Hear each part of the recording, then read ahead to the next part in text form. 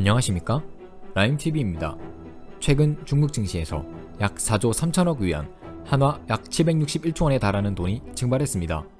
중국에서 발생한 차이나 리스크라는 고질적인 중국 시장의 문제점 때문입니다. 중국 시장은 공산당의 일당 독재로 인해 중국 정부가 시장에 강력한 영향력을 행사하는데, 그 영향력은 1992년 시작된 중국의 개방정책과 맞물려 최근까지 자국 기업이 글로벌 기업으로 성장하는데 좋은 방향으로 작용하였던 것은 사실입니다. 중국의 자국 산업 보호와 독점에 대한 규제가 없다시피 하여 공룡 기업이 탄생하기 좋은 발판을 만들어 주었고, 이는 중국 기업들이 세계 시장에 나가서도 경쟁력 있는 기업이 되기에 충분했습니다. 중국은 자국 산업 보호라는 명목하에 글로벌 기업들의 중국 시장 진출을 막았으며, 자국 기업들에게는 독점 규제를 하지 않았습니다. 하지만 최근 IT 기업들의 성장이 가속화되면서 중국 정부가 더 이상 통제할 수 없을 만큼 성장했고, 실제로 통제되지 않기 시작했습니다. 중국의 최대 전자상거래 업체인 알리바바의 회장인 마윈은 2020년 10월 상하이 와이탄 금융 서밋 연설에서 좋은 혁신가들은 감독을 두려워하지 않지만 뒤떨어진 감독을 두려워한다 라는 발언 등 중국 금융당국을 대놓고 신랄하게 비판하며 중국 정부와 대립각을 세웠습니다.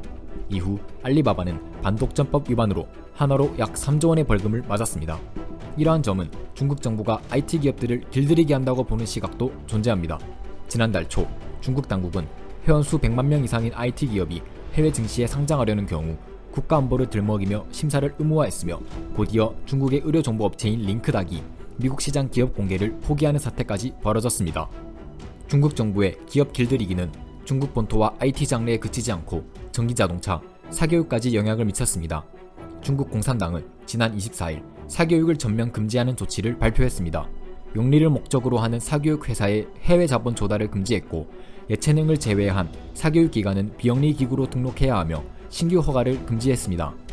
중국의 테슬라라고 불리는 샤오펑이라는 기업은 지난 7월 28일 홍콩 증시에서 오전 중에만 13%가 넘는 낙폭을 기록하며 하락했습니다. 중국의 우버라고 불리는 디디 추싱이라는 기업은 중국 당국의 반대에도 불구하고 지난달 뉴욕 증권거래소에 상장을 강행하자 중국 정부는 디디 추싱에 대한 대대적인 조사와 규제에 착수했습니다. 그로 인해 뉴욕 증권거래소에 상장된 디디 추싱의 주식은 그야말로 폭락했습니다. 중국 정부의 이러한 행보는 앞으로의 중국의 IT 기업들에게 초대형 악재로 작용할 것은 자명합니다. 컨설팅 업체인 로듐그룹의 분석에 따르면 중국이 자국 기업의 해외 주식시장 상장을 계속해서 제한한다면 중국은 2030년까지 약 45조 달러, 한화 약 5경 원에 달하는 손실을 입을 것으로 예측했습니다. 중국은 국가안보와 공공의 이익을 지킨다는 명목으로 차이나 리스크를 촉발시켰지만, 세계 자본시장에 차이나 리스크가 커지자 미국과의 소통 확대를 밝히는 등 시장의 불안 달래기에 나섰습니다. 불과 며칠 전까지 정책 오독을 주장하며 자본시장과 투자자를 탓한 중국의 이 같은 태도 변화가 시장에 얼마나 먹힐지는 모르겠습니다. 이상 라임TV였습니다.